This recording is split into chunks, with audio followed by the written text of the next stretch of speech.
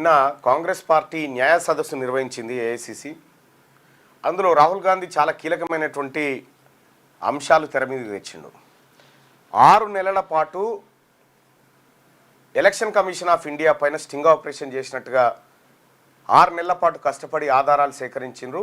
త్వరలో అణుబాంబులు పేలుతాయి, ఎన్నికల వ్యవస్థ ఎంత భ్రష్టు పట్టిపోయిందో తెలంగాణ మొత్తం దేశంలో అనేటువంటి అంశాన్ని బయటపెట్టబోతున్నాం అనేటువంటి చర్చ చాలా సీరియస్గా సాగుతూ ఉంది. భారతీయ జనతా పార్టీ ఎన్నికల సంఘం చాలా లైట్గా దీన్ని కొట్టిపారేస్తుంది, కానీ వాస్తవాలు మాత్రం అందుకు భిన్నంగా ఉన్నట్టుగా మనకు అర్థమవుతూ ఉంది. ఎస్, నిన్ననే శనార్థి తెలంగాణ రాసింది అణుబాంబు వెనుక ఆంతర్యం ఏంటి అనేటువంటి అంశాన్ని, ఆ కథనాన్ని. రాహుల్ గాంధీ గారి వాళ్ళు చెప్పింది కూడా అదే. కర్ణాటకలోని ఒక ప్రాంతంలో అంటే 2014 నుంచి ఒక యువకుడు చేసినటువంటి సాహసమైనటువంటి కార్యక్రమాన్ని ఏఐసిసి అడాప్ట్ చేసుకుంది. ఒక యువకుడు, ఒక ముస్లిం యువకుడు చేసినటువంటి, అంటే ఎన్నికలలో బీజేపీ ఎట్లా గోల్మాల్ చేస్తుంది అనేది ఇన్డెప్త్గా ఒక యాప్ రూపొందించి తద్వారా ఇదంతా రూపకల్పన చేసిండు. ఇక మధ్యప్రదేశ్ ఎన్నికల్లో కానీ, అటు రాజస్థాన్ ఎన్నికల్లో కానీ, ఇటు ఇతర రాష్ట్రాల ఎన్నికల్లో కానీ బీజేపీ ఎంత అక్రమంగా ఓట్లను కొల్లగొడుతుంది, ఎట్లా ప్రజాస్వామ్య వ్యవస్థను కూని చేస్తుంది అనేటువంటి అంశం పైన చాలా సీరియస్గా డిస్కషన్ జరిగింది. అయితే గతంలో దాంట్లో పాలుపంచుకునేటువంటి అవకాశం నాకు కూడా గతంలో వచ్చిండే, కాకపోతే నాకు అంత సమయం కూడా లేకుండే. విషయం ఏంటంటే రాహుల్ గాంధీ గారు చెప్తున్నటువంటి అణుబాంబు నిజంగా అణుబాంబే, అది నిజంగా అణుబాంబే, మనమందరం ఆశ్చర్యపోయేటువంటి అణుబాంబే వస్తుంది.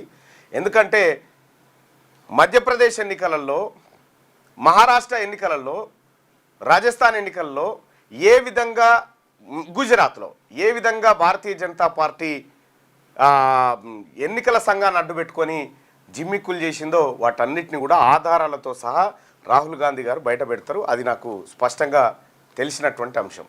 ఇది విశ్వసనీయ సమాచారం కాదు, స్పష్టంగా తెలిసినటువంటి అంశమే. సో కాబట్టి రాహుల్ గాంధీ గారు నిన్న న్యాయ సదస్సులో కూడా ఇదే విషయాన్ని వెల్లడించారు. దేశం అంతా షాక్ అవుతుంది అనే విషయం చెప్పిండు. ఎగ్జాక్ట్గా అదే జరుగుతుంది. ఎన్నికల సంఘం అధికార బీజేపీ పార్టీకి, ఎన్డీఏకు అనుకూలంగా వ్యవహరించి మొత్తం ప్రజాస్వామ్య వ్యవస్థకే మచ్చ తెచ్చే విధంగా ఎన్నికల కార్యక్రమం జరుగుతూ ఉందనేది స్పష్టంగా అర్థమవుతుంది, దాంట్లో నో డౌట్.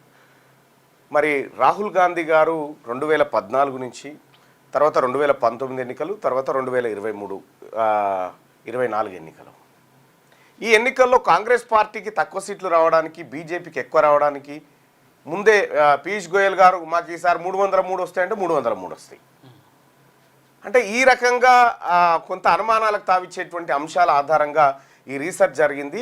6 నెలల పాటు నాకు తెలిసిన కాడికి 5 రాష్ట్రాల్లో 6 నెలల పాటు 5 రాష్ట్రాల్లో ఈ స్టింగ్ ఆపరేషన్ కాంగ్రెస్ పార్టీ నిర్వహించింది. దీంట్లో రకరకాలైనటువంటి అధికారులు, రకరకాలైనటువంటి వ్యవస్థలను వాళ్ళు గుప్పిట పట్టి ఏ విధంగా వ్యవస్థను చిన్నాభిన్నం చేసిరో అతి త్వరలోనే రాహుల్ గాంధీ గారు ఖచ్చితంగా బయట పెడతాడు. అది బయట పెట్టిన తర్వాత బీహార్ ఎన్నికల ఫలితాలు ఈ విధంగా ఉండే మీరు చూడండి అనేది స్పష్టంగా అర్థమవుతూ ఉంది. సో ఎన్నికల సంఘం కూడా కరెక్ట్గా ఈ ఎలక్షన్ దగ్గర రాగానే ఓటర్ల జాబితా సవరణ అంటది. కాంగ్రెస్ వాళ్ళు 10 లక్షల ఓట్లు బీక్తాయి, బీజేపీ వాళ్ళకి 10 లక్షలు యాడ్ అవుతాయి కొత్తగా. అవి 20 లక్షలు అయిపోయాయి. ఈ రకంగా చేస్తుంది. అయితే ఇక్కడ నిన్న ముఖ్యమంత్రి రేవంత్ రెడ్డి గారు కూడా ఆ కార్యక్రమంలో పాల్గొని ఒక మాట చెప్పిండు. వచ్చేసారి బీజేపీకి 150 కూడా రానియమని చెప్తా ఉన్నాడు. 150 అంటే ఎంత అనుకుంటున్నావు? 150 వాళ్ళకి వచ్చినాయంటే మళ్ళీ ఫామ్ చేస్తారు, వాళ్ళకు ఒక 50 కూడా రానియమనడం మోతేవారితనం అవుతుంది, దార్కారితనం అవుతుంది అన్నట్టు. ఇతర పక్షాలు కలుపుకుంటారు. మరి అది ఎందుకు అన్నవో ఏం కథనో మళ్ళీ రాహుల్ గాంధీ గారికి అర్థమైందో కాలేదో. సో జరిగిన కార్యక్రమం అయితే ఇది.